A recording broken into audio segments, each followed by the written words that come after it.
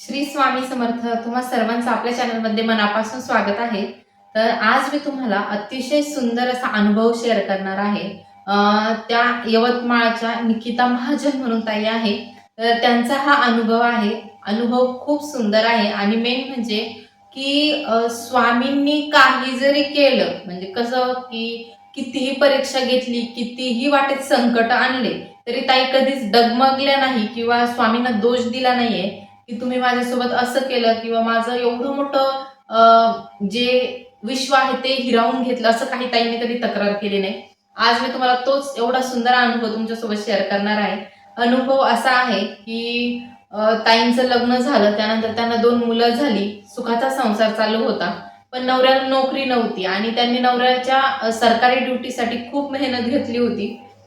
एक होतं प्रत्येकाला वाटतं की आपण सरकारी ड्युटी असली की आपला सगळा संसार सेटल असतो. महिन्याच्या महिन्याला एक अमाउंट पेमेंट आपल्या घरात येतं. आपलं व्यवस्थित संसार चालतो असं सगळ्यांना वाटायचं आणि त्यासाठी ताईंनी खूप सेवा केली. ज्या काही केंद्रात सेवा देतात त्या सगळ्या सेवा त्यांनी केल्या. गुरुचरित्र पारायण केले आणि त्या सेवेचं फळ त्यांना असं मिळालं की ताईंना नोकरी लागली. नोकरी लागल्याच्या नंतर अ, छान अशी नोकरी चालू होती दादांची. पण आणि त्यासोबत प्लस दादांना नोकरी लागली म्हणून ताईंनी सेवा सोडली नाही. त्यांची सेवा ही आतोनात प्रयत्नाने चालू होती. असं नव्हतं की काही मागायचं वगैरे होतं, पण त्यांची सेवा चालू होती. आणि सेवा कशी असते की आपल्याला काही मिळावं म्हणूनच सेवा नसते. काही सेवेकरी जे असतात की त्यांना सेवा फक्त महाराज ही सेवा आम्हाला तुमच्यासाठी करायची अशासाठी ते सेवा करतात. तर ताईंची तीच तशी सेवा चालू होती. त्या फक्त मला काहीतरी मिळावं ह्यासाठी सेवा करत नव्हत्या. महाराज ही सेवा तुमच्यासाठी आहे, यासाठी त्या सेवा करत होत्या. आणि त्यानंतर त्यांची सेवा सेवा चालू होती. त्यांनी गुरुचरित्र पारायण करायचं ठरवलं. त्यांचे 1 नाही, 2 नाही, असे लगातार 3 ते 4 गुरुचरित्र पारायण झाले आणि 4थं गुरुचरित्र पारायण त्यांचं चालू होतं. त्या गुरुचरित्र पारायणाची येत्या 2 दिवसामध्ये समाप्ती होती. 6वा दिवस झाला होता आणि 7व्या दिवशी समाप्ती होती. तर काळाचा जो हे असतं म्हणते नियतीचा फेरा, तो त्यांच्या आयुष्यात असा फिरला की गुरुचरित्र पारायणाच्या 6व्याच दिवशी दादांचा खूप भयानक ॲक्सिडेंट झाला आणि त्यात ते दादा एक्सपायर झाले. हो. हा अनुभव खूप अंगावरती शहारे आणणारा आहे. मी आता सांगते तरी माझ्या अंगाला शहारे येत आहेत, की एका बाईचं नवऱ्याशिवाय काहीच अस्तित्वच नसतं. मान्य आहे की तिला जगावं लागतं. पण तिच्या नवऱ्याची जागा तिच्या आयुष्यात कोणीही भरू शकत नाही.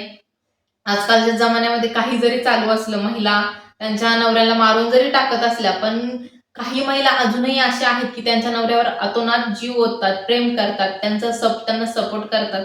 आणि असं होतं ताईंचं 4थं गुरुचरित्र चालू होतं. त्याची समाप्ती दुसऱ्या दिवशी होती आणि त्या समाप्तीच्या आदल्याच दिवशी दादांचं निधन झालं आणि ते खूप बेकार होतं आणि एवढ्या मोठ्या डोंगरा एवढ्या दुःखामध्ये सुद्धा ताईंनी ते ब्राह्मणांकडून गुरुचरित्र पारायणाची समाप्ती करून घेतली.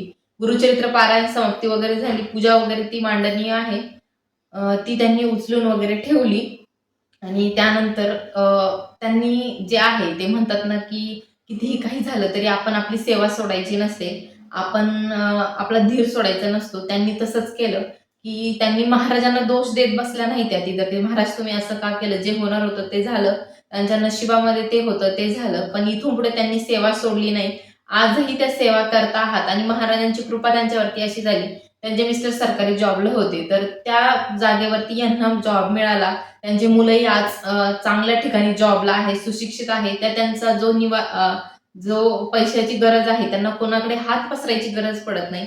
त्या त्यांचा निवारा दोन्ही मुलं आणि त्या छान करतायत. आज त्यांचा सुखाचा संसार आहे. पण हो, एक असतं ना, की नवऱ्याची कमी त्यांच्या आयुष्यात कोणी पूर्ण करू शकत नाहीये. ती खूप मोठी त्यांच्या आयुष्यामध्ये खूप मोठा कोपरा जो आहे तो रिकामाच आहे. पण ते म्हणतात ना, की महाराज ज्याला सोबती आहे त्याला कशाचीच भीती नाही. ताई फक्त महाराजांच्या साथीने आणि त्यांचा आधार आहे मला म्हणून आज त्या जगत्या आहेत. आणि हा अनुभव एक जेव्हा ह्या ताईंनी शेअर केला आणि आजकाल मला असं व्हायलं, की मला एवढे असे चमत्कारिक स्वामींचे अनुभव माझ्यापुढे येतायत ना, की दररोज अशा अंगावरती काटे येतात. प्रत्येक अनुभव ऐकून जीव घालमेल होतो, की त्या ताईंवरती, त्या दादांवरती काय बितली असेल किंवा ते मुलं छोटी-छोटी होतात तेव्हा, तेव्हा काय झालं असेल. म्हणजे त्यांची ती परिस्थिती आहे ती पाहूनच जीवाला कसंतरी होतं. पण असो, प्रत्येकाच्या नशिबाचा भाग आहे, प्रत्येकाच्या कर्माचा भाग आहे. आपणही मी ह्या व्हिडिओतून, ह्या अनुभवातून मला तुम्हा सगळ्यांना एकच गोष्ट सांगायची आहे, काही जरी संकट आली तरी तुम्ही महाराजांची साथ सोडू नका. महाराजांनी आज तुमच्या आयुष्यात दुःख आणलंय, पण उद्या नक्कीच तुमच्यासाठी काही ना काही त्यापेक्षाही चांगलं लिहून ठेवलं असतं.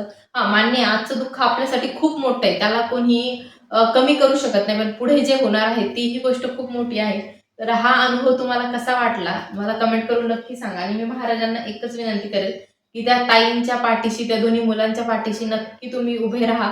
त्यांच्या प्रत्येक संकटात धावून जा. त्यांचा आधार बना, त्यांचे आई-वडील बना आणि त्यांच्यावरती तुमचा कृपा आशीर्वाद भरभरून राहू द्या.